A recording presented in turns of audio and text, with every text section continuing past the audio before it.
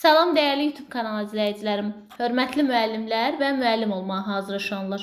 Hər birinizi xoş gördük. Zəka ateliyəsində dərzi hazırlıq dərslərimiz davam edir. Bugünkü mövzumuz geyimlərin bəzək və konstruktiv elementi olan kaçetkaların hazırlanmasıdır. Gəlin görək kaçetka nədir, necə hazırlanır və geyimin əsas hissələrinə hansı üsullarla birləşdirilir.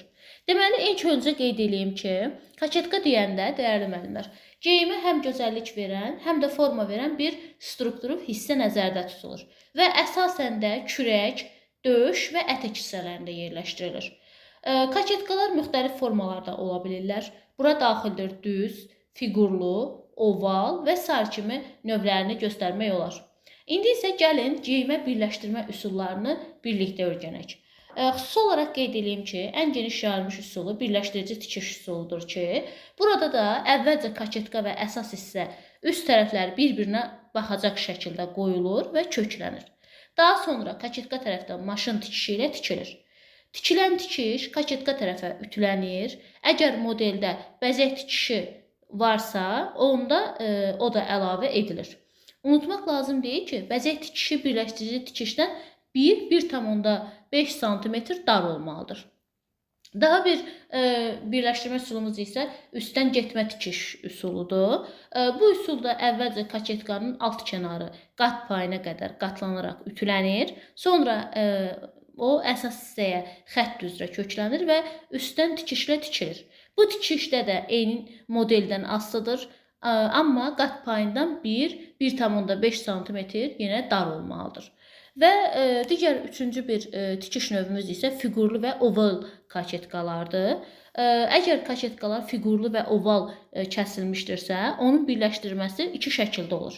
Deməli, birinci hissədə bəzək tikişi 0,2-0,3 sm enindədirsə, alt kənar 1,5-2 sm qatlanır və ütülənir. Əgər bəzək tikişi ikinci hissədə 0,3 sm eninlidirsə, onda köbə parça hazırlanır. Bu köbə kaçetka ilə üz-üzə qoyularaq tikilir, sonra tərs tərəfə çevrilir və kant əmələ gətirir. Digər bir üsulumuz isə yapışqan zolaqla birləşdirmədir. Bu üsul digər üsullara baxanda çox sadə bir üsuldur. Burada yapışqan zolaqla birləşdirmə üsulu canlandırılır. Bunun üçün də tikişin qatına yapışqan lent qoyulur.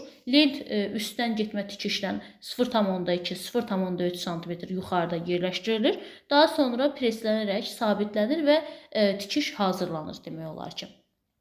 Digər bir növümüz isə kaçetkanın krujeva ilə bəzədilməsidir. Əgər geyimdə dekorativ olmalıdırsa, kaçetkalara krujeva əlavə etmək olar.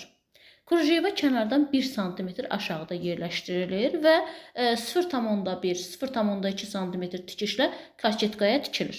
Sonra kaçetka əsas hissəyə üz-üzə qoyularaq birləşdirilir və ən sadə model olaraq çox gözəl görünüş yaradır. Sonda isə kaçetkanın hazırlanma üsulları ilə ətraflı tanış olduq.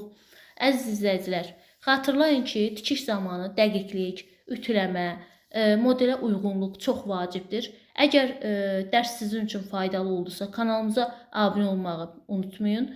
Dərslərimizə rəy yazmağı unutmayın. Hər birinizə sonsuz təşəkkürümü bildirirəm. İzlədiyinizə görə də hər birinizə diqqətinizə görə dəyər verdiyiniz üçün çox sağ olun deyirəm. Və növbəti dərslərimizdə inşallah görüşənə qədər.